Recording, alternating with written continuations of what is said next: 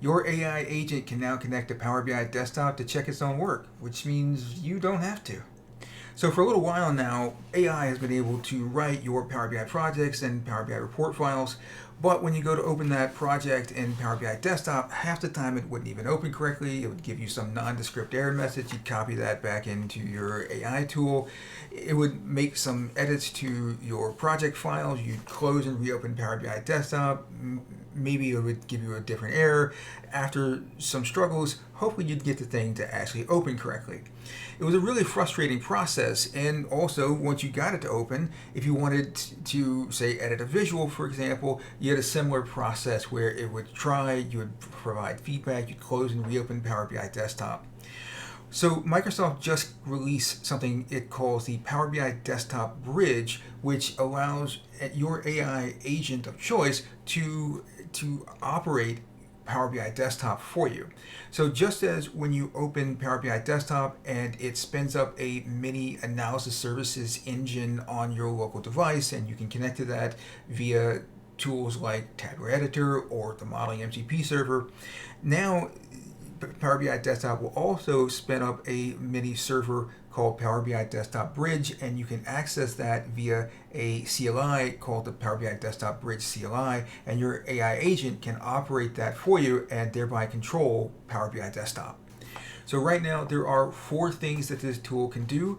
First of all is manifest. So think of this like a ship's manifest, who and what are on board the ship. So the manifest command will tell you all the other functionality that your CLI can do.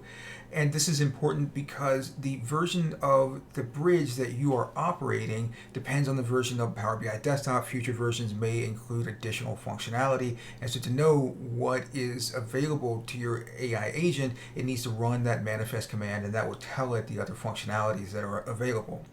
Another functionality is reload, so short-circuiting that close and reopen Power BI Desktop loop I was talking about a moment ago. This can now just reread your Power BI project files from disk, and you don't have to close and reopen desktop anymore. Status allows your AI agent to see if there are any in-flight changes to the reporting that has not been written out to disk, so that it won't write something else to disk and then overwrite those changes. And my favorite screenshot, we saw this in my last video, where as it's building out a report or making changes to a report, it can take screenshots of that reporting and then use visual modality to actually analyze that screenshot and see if it's achieving the results that it wants. So what we're going to do in a moment is we will put that to the test. We'll give it a visual enhancement to make, and then it will iteratively make changes, take screenshots, see how it's achieving that change, and then iterate over that process in a loop.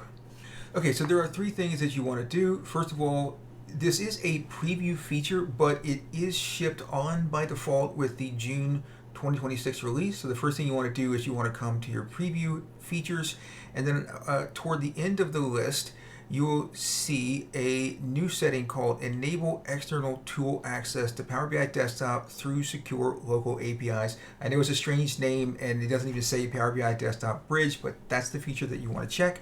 The other 2 things that you want are the Power BI Desktop Bridge CLI and the Power BI Report Authoring CLI. Both of these are automatically installed the first time you use the Power BI Report Authoring skill that comes in the Skills for Fabric repo. The first thing that you want to do is run the manifest command so that you can see what other functionality is available to you. Run the manifest command in the Power BI Desktop Bridge CLI to see what other commands are available. The version of the desktop bridge that you have will depend on the version of Power BI Desktop that you have, so you always want to run this manifest command first so that your AI will know what functions are available to it. So as of right now, we have 3 functions that are available: state.get, so that tells us if there's anything in flight; the report snapshot capture, self-evident, and the file reload, which simply rereads from disk the latest PBIR. So I've got a report here, and we've got a matrix down here called top products, and frankly to me this is looking a little bit bare. I think that we can improve upon this. So what I'm going to do is come over to Visual Studio Code. I've got Claude Code running here, and I've got a prompt that will instruct it to add some conditional formatting. I'll go ahead and fire that off. And so I'll put this prompt in the description so that you can read it. Basically, what I want to do is give it something really hard to work on that requires a lot of visual inspection, so I thought conditional formatting would be a good way to do that. And what this is going to do is it will write the updates to the visual, it will create those screenshots, use visual modality to look at the screenshots and see if it's achieving those results. I've also asked it to put those screenshots over in a folder over here for us so we can see those screenshots as we go along. One more thing is I've also asked it to create an HTML page that will give us each of those screenshots and a little bit of summary about what it's doing. And so we'll check that out in a little bit as we see progress. Okay, so you can see here in the progress folder the 11 screenshots that it took for the 11 different iterations and loops. It took it about 27 minutes in total. We can go through these screenshots, but also I asked it to put these together in a little artifact for us so we can actually hold down Control and click on this and open this up in a browser. And so it gives us a little preamble about what it did for each version and some screenshots there. And so it took about 3 versions to add these data bars here under the revenue column. Then it added in some subcategories, so on and so forth.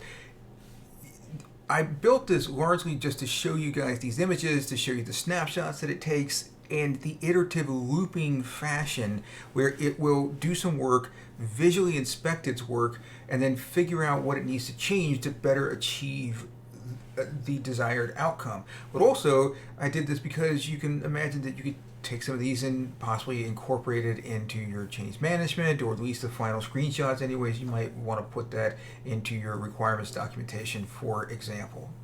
One note on the prompt: if you're going to use a looping prompt, you do want to be mindful about goals that are very specific, measurable, attainable, detailed.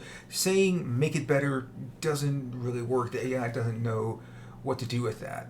So make the prompts very specific, and the more measurable and attainable that it can be, the better. All right, so 2 things to point out. First of all, this is a preview feature, so I wouldn't necessarily wire this into my CI/CD pipelines or load-bearing features right now. And also, it is local only, which means that it is local named pipe IPC, so no remote access and no REST endpoint, so nothing leaves your machine. All right, so download and install the Power BI Desktop Bridge CLI. Make sure you're on the June 2026 version or newer, and point it at a project that you've been meaning to work on, and let me know how you get along in the comments down below. And if you want to know more about the skills for Fabric Repo and the Power BI authoring skills in particular, you can check out this video right over here, and I'll see you next time.